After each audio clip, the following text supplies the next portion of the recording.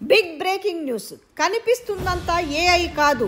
Viral అవుతున్న దృశ్యాలన్నీ AI వీడియోలు కావు. సోషల్ మీడియాలో వైరల్ అవుతున్న కంచె గచ్చిబౌలి వీడియోలన్నీ ఫేక్ అని చెప్పలేమని, వాస్తవ దృశ్యాలు కూడా ఉన్నాయని కాంగ్రెస్ రాష్ట్ర వ్యవహారాల ఇన్ఛార్జి మీనాక్షి నటరాజన్ చెప్పినట్టుగా విశ్వసనీయంగా తెలుస్తుంది.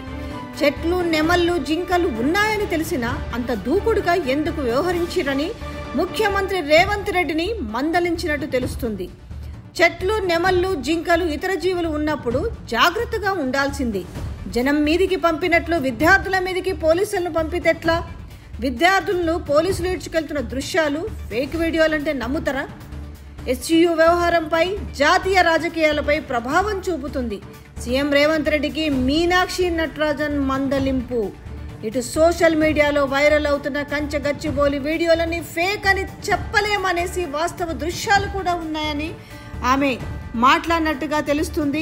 ఏదైనా చేసేటప్పుడు 1-2 సార్లు ఆలోచించి చేయాలనేసి మహిళా విద్యార్థులను పోలీసులు ఈడ్చుకెళ్తున్న దృశ్యాలు, యూనివర్సిటీ సెక్యూరిటీ సిబ్బంది జింకను ఆసుపత్రికి తరలిస్తున్న దృశ్యాలను ఏఐ సృష్టించిన వీడియోలంటే ఎవరైనా నమ్ముతారా?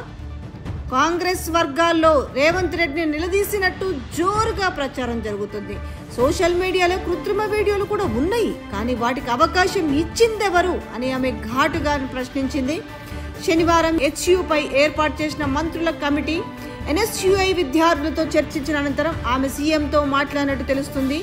సాధారణ పౌరులతో వ్యవహరించినట్టుగా విద్యార్థులతో వ్యవహరించడం, వారిపై లాఠీ చార్జీ వరకు ఎందుకు వెళ్ళిండ్రని నిలదీసినట్టు గాంధీ భవన్ వర్గాల్లో చర్చ జరుగుతుంది.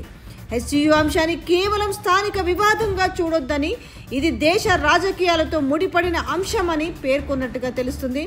సెంట్రల్ వర్సిటీతో కాంగ్రెస్ పార్టీకి ఉన్న అనుబంధం, చాలా మంది విద్యార్థులు, అధ్యాపకులు కాంగ్రెస్ వైపు నిలిచిన విషయాన్ని ఎలా మర్చిపోయారని గట్టిగానే మందలించినట్టు సమాచారం. ఇప్పటికే చాలా నష్టం జరిగిందని, అడ్డగోలు లీకులు, వదంతులతో సమస్య ఇంకా జటిలం చేసుకోవద్దని హితవు పలికినట్టు గాంధీ భవన్ వర్గాలు అనుకుంటున్నాయి. మీరు వేసే ప్రతి తప్పటడుగు జాతీయ రాజకీయాల మీద ప్రభావం చూపెడుతుంది. యూనివర్సిటీ భూములపై ఇక వెనక్కి తగ్గండి అని సలహా ఇచ్చినట్టు తెలుస్తుంది. రాత్రికి ఎందుకు బుల్డోజర్లు పంపిర్రు?